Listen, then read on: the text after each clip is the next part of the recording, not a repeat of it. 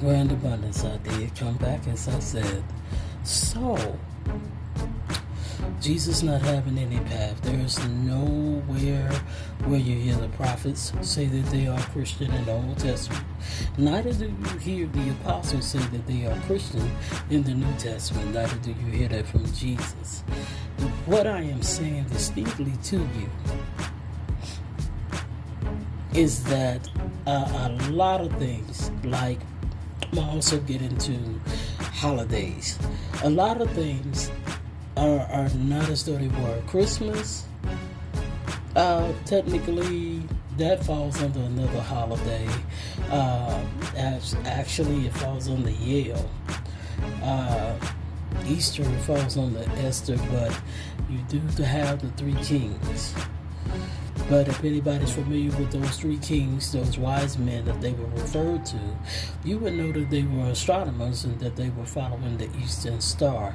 Now, that leads into some other things that we're not going to get into because it's controversial. So I'm going to tell you this.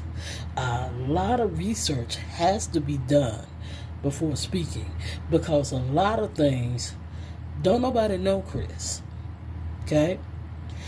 The Easter Bunny, the whole thing is not really Easter Bunny when you deal with the equinox or you deal with Esther, which is actually Astra. But anyway, that's another story for another day.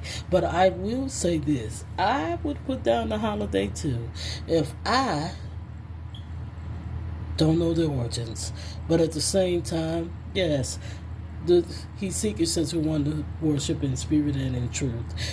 I meant to do this and I got my confirmation from my cousin and God love because you don't know, I was playing with an ideal in my head and now we're going to do these controversial conversations because in order to really know, you really got to do. And then on top of that, let's just keep it real. Be true to one's self. Thine own self be true. Meaning getting to know who you are, what you are.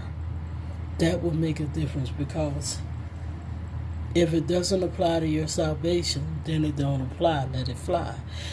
Number 2, get to know you. Get to learn who you are. Get to learn your ancestors. Get to learn the love of God that dwells within you. Because how can you love something outside when you fail to see the something inside? One must love oneself to know what is in your temple, to love that which dwells within. Because God is everywhere. That includes you. So, point in case, since we are temples made without hands and fearfully and wonderfully made, please tell me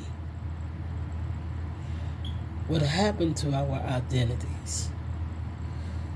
What happened to the things that we know? Because truly, I don't know Chris, but I know Christ. Peace. I'll be back.